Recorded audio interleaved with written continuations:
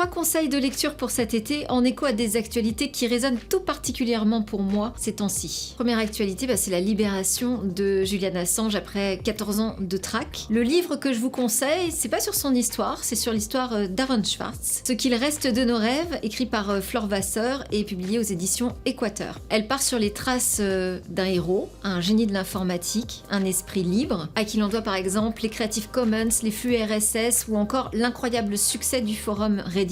Il est mort pour cet internet émancipateur, il est mort pour libérer la connaissance, il s'est suicidé à 26 ans à la suite d'une traque judiciaire aux États-Unis pour avoir téléchargé des articles scientifiques. Son histoire est absolument bouleversante, on la suit par la petite histoire, la grande histoire personnelle et aussi celle d'internet. C'est quasiment un chemin initiatique. Deuxième actualité sur laquelle je voulais rebondir, c'est ce numérique qui est le grand absent des campagnes électorales. La technologie est un sujet grand public qui n'intéresse pas le grand public.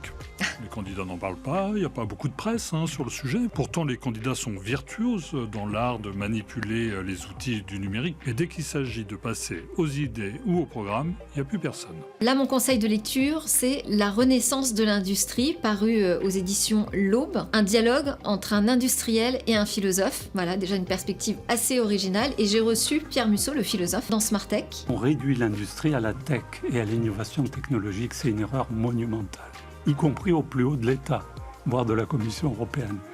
Parce qu'on n'a pas compris que l'industrie, c'est un phénomène beaucoup plus global. Et c'est vraiment très éclairant la manière dont il parle de l'industrie comme d'une vision du monde en fait qu'on a apportée. À l'heure où en Europe, justement, on se cherche notre politique industrielle pour gagner en autonomie stratégique, ce livre est indispensable pour comprendre là où on se trompe, ce qu'on ne fait pas, et j'espère que vous le lirez, mais aussi les politiques le liront. Et puis, la troisième actualité, c'en est pas vraiment une, c'est un peu un fil rouge, je dirais, de toute cette année, de toute cette saison, avec cette guerre menée contre les écrans, en France en particulier, alors qu'on parle véritablement en fait d'un problème d'addiction à certaines plateformes du numérique et que ce sujet-là, on l'a pas vraiment adressé. Le vrai sujet, c'est pas du tout les écrans, c'est qu'est-ce qu'on fait de ces écrans et c'est l'addiction aux réseaux sociaux des jeunes. C'est vraiment un sujet de société fondamental et c'est un sujet qu'il va falloir qu'on aborde. Et donc, mon conseil de lecture, pour le coup, ce serait Un numérique humain de Guy Mamoumani, paru aux éditions Hermann. Alors, ce que j'adore, c'est quand il raconte son anecdote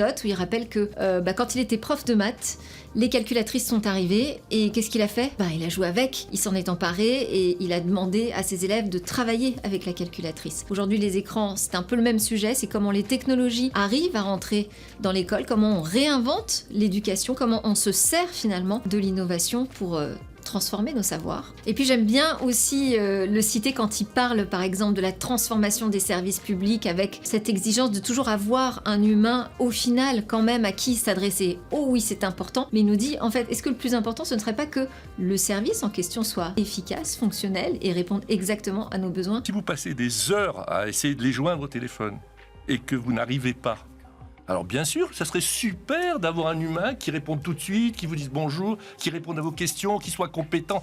Mais ce n'est pas ça la réalité. La réalité, c'est les services auxquels nous sommes confrontés et qui sont malheureusement très très défaillants. Donc si le numérique est un moyen d'améliorer ces services, je ne vois pas pourquoi on s'en priverait. Oui, ça aussi. Alors je suis pas tout le temps d'accord avec Guy Mamoumani, mais je vous recommande aussi cette lecture pour cet été. Voilà, on se retrouve la semaine prochaine.